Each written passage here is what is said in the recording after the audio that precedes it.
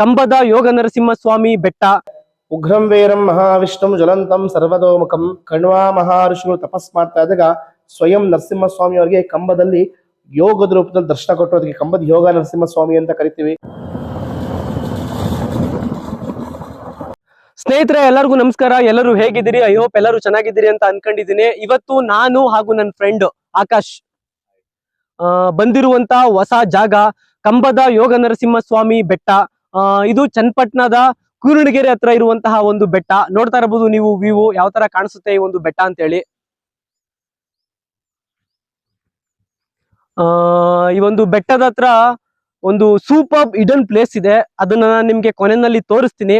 ಅದಕ್ಕೂ ಮುಂಚೆ ದೇವಸ್ಥಾನದ ಹತ್ರ ಹೋಗಿ ದರ್ಶನ ಮಾಡ್ಕೊಂಡು ಬರೋಣ, ಬನ್ನಿ.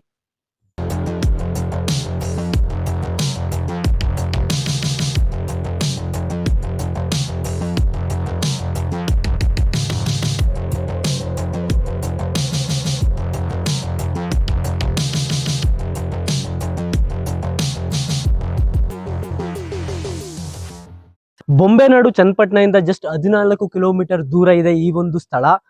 ಇದು ಇರುವಂತದ್ದು ಕೂರ್ಣಗೆರೆ ಅಂತಕ್ಕಂಥ ಒಂದು ಗ್ರಾಮದಲ್ಲಿ. ಇಲ್ಲಿಗೆ ಬರ್ಲಿಕ್ಕೆ ನೀವು ಮುದುಗೆರೆ ಹಾಗೂ ಬೆಳಕೆರೆ ಮಾರ್ಗವಾಗಿ ಬರಬಹುದು. ನೋಡ್ತಾ ಇದ್ದೀರಾ, ನಾನು ಇವಾಗ ದೇವಸ್ಥಾನದ ಮುಂಭಾಗ ನಿಂತ್ಕೊಂಡು ಮಾತಾಡ್ತಾ ಇದ್ದೀನಿ. ಬನ್ನಿ ಒಳಗಡೆ ಹೋಗೋಣ.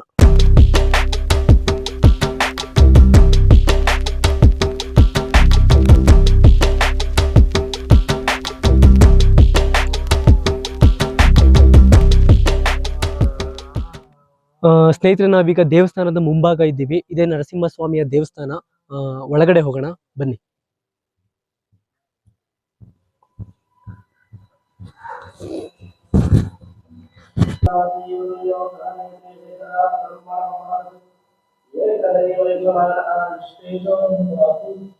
ಉಗ್ರಂ ವೀರಂ ಮಹಾವಿಷ್ಣುಂ ಜ್ವಲಂತಂ ಸರ್ವತೋಮುಖಂ ನರಸಿಂಹಂ ದೇಶನಂ ಭದ್ರಂ ಮೃತ್ಯುರ್ನಮಾಮ್ಯಹಂ.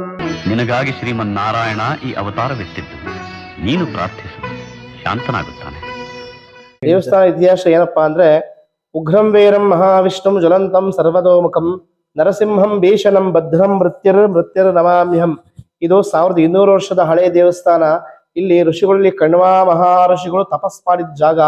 ಕಣ್ವಾ ಮಹರ್ಷಿಗಳು ತಪಸ್ ಮಾಡ್ತಾ ಇದ್ದಾಗ ಸ್ವಯಂ ನರಸಿಂಹಸ್ವಾಮಿ ಅವರಿಗೆ ಕಂಬದಲ್ಲಿ ಯೋಗದ ರೂಪದಲ್ಲಿ ದರ್ಶನ ಕೊಟ್ಟೋದಕ್ಕೆ ಕಂಬದ ಯೋಗ ನರಸಿಂಹಸ್ವಾಮಿ ಅಂತ ಕರಿತೀವಿ. ಕಣ್ವರು ಇದ್ರು ಅಂತ ಹೇಳಿ ತಿಳ್ಕೊಬೇಕಾದ್ರೆ ಇಲ್ಲಿ ಮಳೂರ್ ಹತ್ರ ಕಣ್ವ ರಿವರ್ ಕೂಡ ಇದೆ, ಕಣ್ವ ಡ್ಯಾಮ್ ಇದೆ. ಈ ಊರಿನಷ್ಟು ಕೂಡ ಮುಂಚೆ ಕಣ್ವ ಕ್ಷೇತ್ರ, ಕೂರ್ಣಗೆರೆ ಅಂತ ಕೂಡ ಕರಿತೀವಿ. ಕಣ್ವರು ವಾಸ ಮಾಡ್ತಾ ಇರ್ತಕ್ಕಂಥ ಇಲ್ಲಿ ಒಂದು ಗುಹೆ ಅಥವಾ ಕೇವ್ಸ್ ಕೂಡ ಬೆಟ್ಟದಲ್ಲಿದೆ. ಅದರಿಂದ ಕಣ್ವರು ಇದ್ರು ಅನ್ನೋದು ಕೂಡ ತಿಳಿಯುತ್ತೆ. ಇಲ್ಲಿ ವಿಶೇಷ ಏನಪ್ಪಾ ಅಂದ್ರೆ, ಪ್ರತಿ ವರ್ಷ ಶ್ರಾವಣ ಮಾಸದಲ್ಲಿ ಜಾತ್ರಾ ಮಹೋತ್ಸವ ನಡೆಯುತ್ತೆ. ಹಾಗೆ ವಿಶೇಷವಾಗಿ ಪ್ರತಿ ತಿಂಗಳು ಸ್ವಾಮಿಯ ಜನ್ಮ ನಕ್ಷತ್ರ ಅಂದ್ರೆ ಸ್ವಾತಿ ನಕ್ಷತ್ರ ದಿವಸ ವಿಶೇಷವಾಗಿ ಮಹಾಭಿಷೇಕ, ನರಸಿಂಹ ಹೋಮ, ಸುದರ್ಶನ ಹೋಮಗಳು ಕೂಡ ನಡೆಯುತ್ತೆ. ಜನಗಳು, ಭಕ್ತಾದಿಗಳು ಅವ್ರ ಏನೇನ್ ಇಷ್ಟಾರ್ಥವನ್ನು ಭಗವಂತನಲ್ಲಿ ಬೇಡ್ಕೊಳ್ತಾರೆ ಎಲ್ಲವೂ ಕೂಡ ನೆರವೇರಿಸ್ತಾನೆ ಭಗವಂತನು ಅಂತ ಹೇಳಿ ಹೇಳ್ತೀವಿ. ನೋಡಿ, ಈಗ ದೇವಸ್ಥಾನದ ಹೊರಭಾಗವನ್ನ ನೋಡ್ತಾ ಇದೀವಿ. ಬಹಳ ಪ್ರಶಾಂತತೆಯಿಂದ ಕೂಡಿದೆ ಹಾಗೂ ಸ್ವಚ್ಛತೆಯಿಂದನೂ ಸಹ ಕೂಡಿದೆ. ಬನ್ನಿ ಅದೇ ರೀತಿಯಾಗಿ ಹೊರಗಡೆ ಹೋಗೋಣ.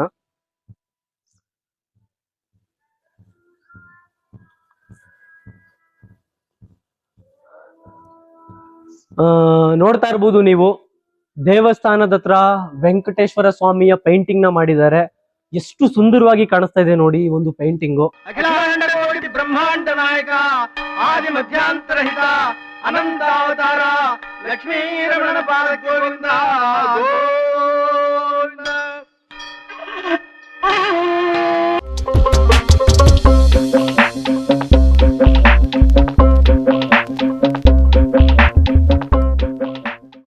ಸ್ನೇಹಿತರೆ, ದೇವ್ರ ದರ್ಶನ ಆಯ್ತು. ನೋಡೋದಲ್ಲ ದೇವ್ರನ್ನ. ಭಗವಂತ ನಮಗೆ ಹಾಗೂ ನಿಮಗೆಲ್ಲರಿಗೂ ಸಹ ಆಶೀರ್ವಾದ ಮಾಡ್ಲಿ ಅಂತ ಹೇಳ್ತಾ, ನನಗೆ ಗೊತ್ತೀಗ ನೀವೇನಕ್ಕೋಸ್ಕರ ಕಾಯ್ತಾ ಇದ್ದೀರಾ ಅಂತ ಹೇಳಿ. ಇಡನ್ ಪ್ಲೇಸ್ ಅಲ್ವಾ, ಬನ್ನಿ ತೋರಿಸ್ತೀನಿ. ಇಡನ್ ಪ್ಲೇಸ್ ಹೇಳದ್ನಲ್ಲ, ಇದೇ ನೋಡ್ತಾ ಇದ್ದೀರಲ್ಲ, ಇಡನ್ ಪ್ಲೇಸು ಇದೇನೆ. ರೋಡ್ ಅಂತೂ ಈ ತರ ಇದೆ. ದಯವಿಟ್ಟು ವಯಸ್ಸಾದವ್ರು ಬಂದ್ರೆ ಉಂಟ್ಕೊಬಿಡ್ತೀರಾ, ದಯವಿಟ್ಟು ಕೇರ್ಫುಲ್ ಆಗಿ ಬನ್ನಿ.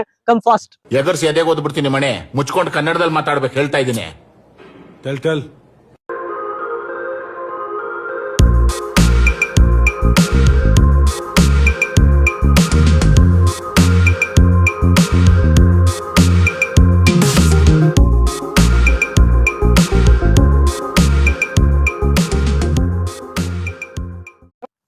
ಸ್ನೇಹಿತರೆ ನೋಡಿದ್ರಲ್ಲ ರೋಡ್ ಹೆಂಗಿತ್ತು ಅಂತ ಹೇಳಿ. ಬನ್ನಿ ಹಂಗೆ ಮುಂದಕ್ಕೆ ಹೋಗೋಣ.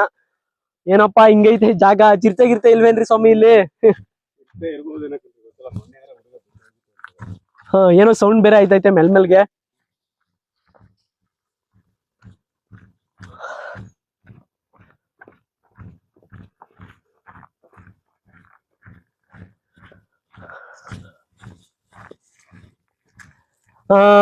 ಫೈನಲಿ ನಾವು ಈ ಒಂದು ಹಿಡನ್ ಪ್ಲೇಸ್ ಹತ್ರ ರೀಚ್ ಆಗಿದೀವಿ.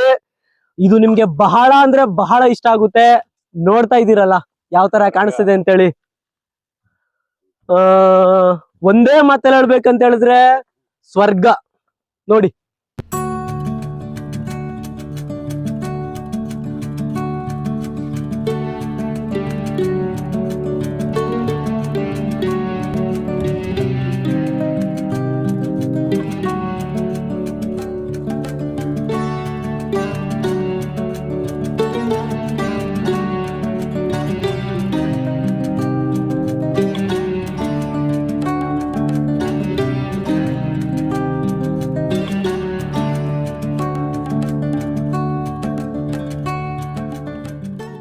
ಸ್ನೇಹಿತರೆ, ಅದೇ ರೀತಿಯಾಗಿ ಈ ಒಂದು ಸ್ಥಳನ ನಾನು ಸ್ವರ್ಗ ಅಂತ ಯಾಕೆ ಕರಿತೀನಿ ಅಂತ ಹೇಳಿದ್ರೆ, ಇದು ಬಂದು ದೇವ್ರ ಸೃಷ್ಟಿ.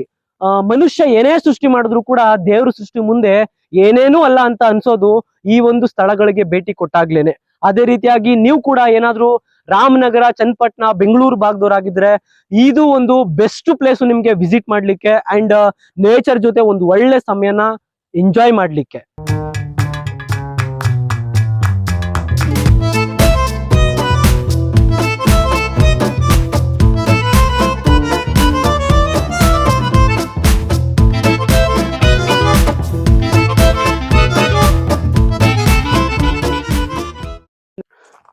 ಟ್ರೆಕ್ಕಿಂಗ್ ಎಲ್ಲ ಮುಗೀತು.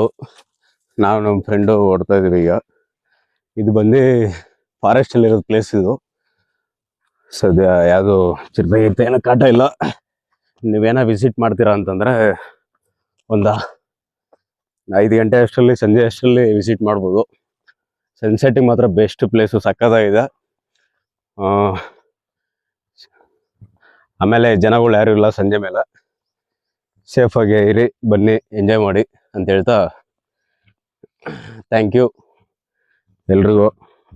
ಅಷ್ಟೇ, ಧನ್ಯವಾದಗಳು.